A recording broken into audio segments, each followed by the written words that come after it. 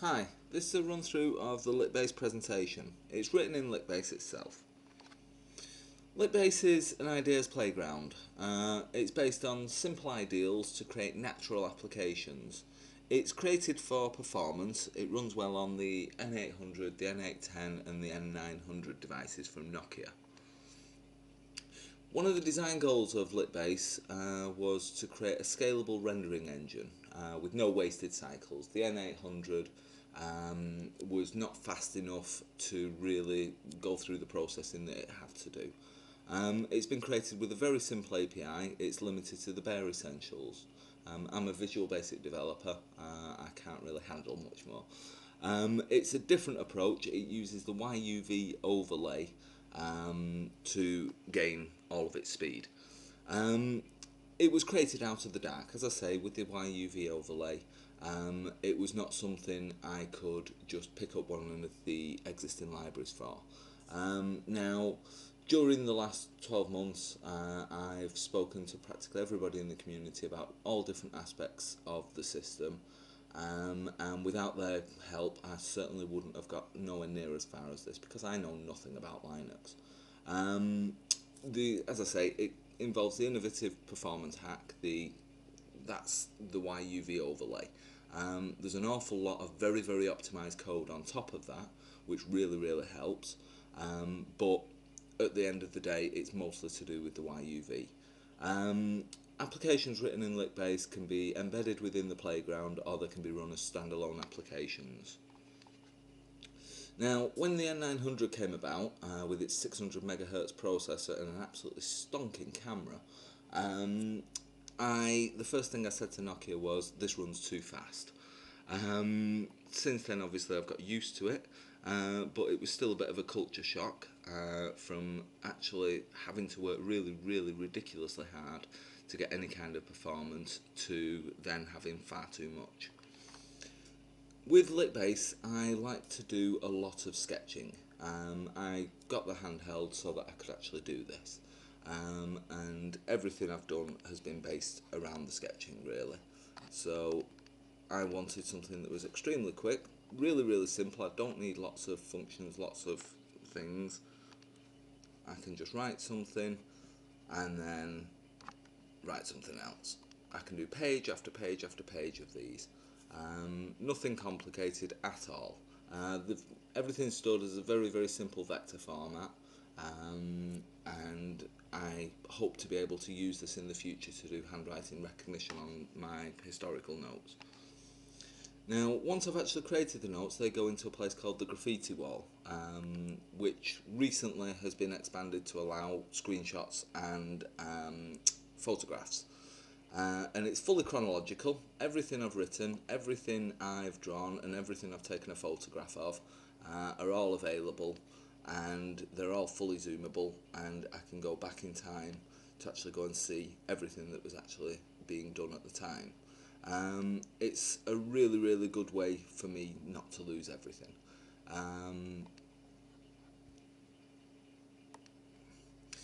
One of the other things I've done is a calendar, which is very similar to the wall calendar in the kitchen. It doesn't rely on contacts, it doesn't rely on anything, just the same as your wall calendar doesn't. If I want to mark something as happening, then I simply say that I'm going to the shops. It really is that simple. My girlfriend on the calendar at home will put a little star in the corner when she's going to work. It's something that you just glance at as you're walking past and you know exactly what it is. It matters between you and your girlfriend, or you and your spouse, or whoever it might be. I'd like to actually get this synchronizing so that when I make input on my device it all works all nicely. So that's something I need to deal with for the future. Another thing I want to do is postcards. I want to just pick up the camera, take a picture of a sunset, or take a picture of anything. I could obviously select any picture. I want to then write my message, and I want to be able to send that or print it if required. At the moment, these will only get uploaded to liqbase.net, but that's obviously not ideal, and once we get the MMS working, hopefully we should be able to slot this in and use those. Now I've written a torch. It's a something and nothing. It does exactly what you think it will do, but it's more like a hello world. It's a very simple application. As I say, it doesn't do much, but it lets me know that everything's working, and it also gets me back into bed. LiqFlow is a very, very small fluid dynamics application. It just lets me doodle, and as part of the doodling, it just gives extremely good feedback. It works based on the accelerometer as well, so however I tilt the device, it will tilt, and the flow will follow the direction of whatever I am doing. Now, we had a few of these together in a pseudo network because it was discovered that when you bang on a desk, the flow will pulse. And it's not doing now. The flow will pulse, and we had a few of these, and we sent the flow between the different devices. I'd actually like to work on this as a collaborative networked installation. The 1.0 identity was something that I got involved with a couple of months ago. I was asked to create an interactive remote control for the full 3D 1.0 identity. Now the identity itself was presented on a massive one display using multiple projectors across the side of the BFI South Bank, and it's made up from all of the tweets and all of the Facebook messages that are related to 1.0, and they flow in and they swirl around and they do all sorts of magical things, and people had a whale of a time actually putting their own messages in and then interacting with the big display in real time. Now, we couldn't have done that if the device wasn't capable. We made lots and lots of people very, very happy by doing this. They all thought they were fighter pilots or flying through the air or doing all sorts of things. There's lots and lots of videos online. It was a great time and something amazing to get involved with. And Carsten Smith, for his actual identity itself, was breathtaking.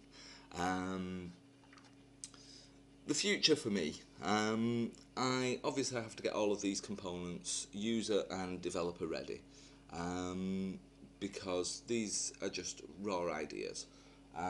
It's things that I want to do. I've never done anything like this before. It just follows through and they feel like the right things to do.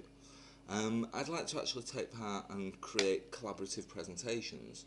Whereas now we're using my software to run the presentation, if I get to a stage of the presentation where I need to solicit input and feedback, that should be available.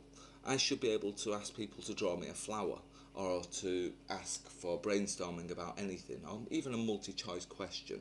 I should be able to get the information there and then and walk away from that presentation knowing what the audience thinks. It's a very simple idea. It's just based on feedback. Now the software is half there. I just need to get the rest of it together. I'd like to think about handwriting recognition and OCR and the barcode.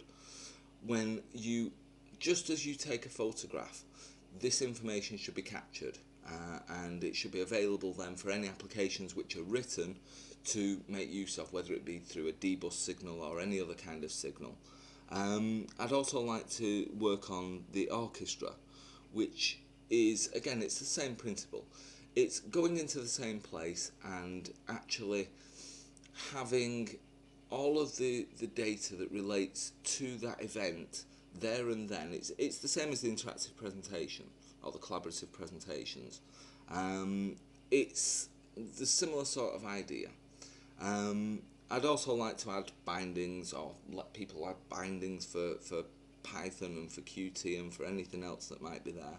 I mean, the playground itself, which I've not shown here, has everything that I've just talked about. fully live in the playground itself. Anyway, thank you.